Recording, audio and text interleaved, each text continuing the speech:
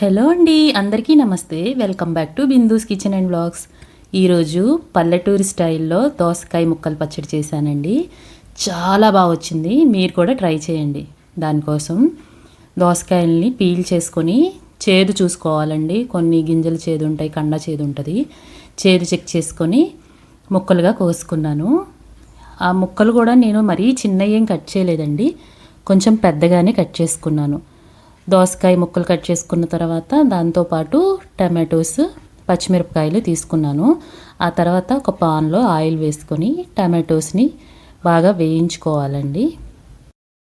నేనైతే 3 టమాటోస్ తీసుకున్నాను. తర్వాత మీ కారానికి తగ్గట్టు పచ్చిమిరపకాయలు తీసుకోవాలండి. పచ్చిమిరపకాయలు ఎక్కువ ఉంటేనే రోటి పచ్చడికి చాలా బాగుంటుంది. అసలు స్పైసీగా ఉండాలి రోటి పచ్చడి అంటేనే. నోరు బాగున్నప్పుడు, ఏదైనా ఫీవర్లు వచ్చినప్పుడు, కొంచెం ఇట్లా వర్షాలు పడుతున్నప్పుడు నోటికి రుచిగా చక్కగా చేసుకోవచ్చండి. ఆ తర్వాత వాటిని అన్నిటిని ఒక గిన్నెలోకి తీసేసుకొని పక్కన పెట్టుకున్నా. ఇక రోట్లో జీలకర్ర, ఉప్పు, చింతపండు వేసి కచ్చాపచ్చగా దంచుకొని ఈ టమాటాలు, పచ్చిమిరపకాయలు వేసేసి నూరుకుంటున్నానండి.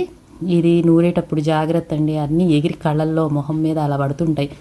నేను కూడా చాలా స్టంట్లు చేశాను. కొంచెం దూరం జరిగి, ముందుకు జరిగి అట్లా నూరుకున్నాను. కొంచెం మెరిగిన తర్వాత దాంట్లో దోసకాయ ముక్కలు వేసానండి. చూసారా, నేను దోసకాయ ముక్కలు పెద్ద పెద్ద కట్ చేసుకున్నాను, చిన్న చిన్నగా కట్ చేసుకోలేదండి. జనరల్గా అందరూ చిన్నగా కట్ చేసుకుంటారు. పెద్దగా కట్ చేసుకుంటేనే ఉప్పు, పులుపు అవన్నీ కూడా ముక్కలకన్నిటికి బాగా పట్టిద్దండి.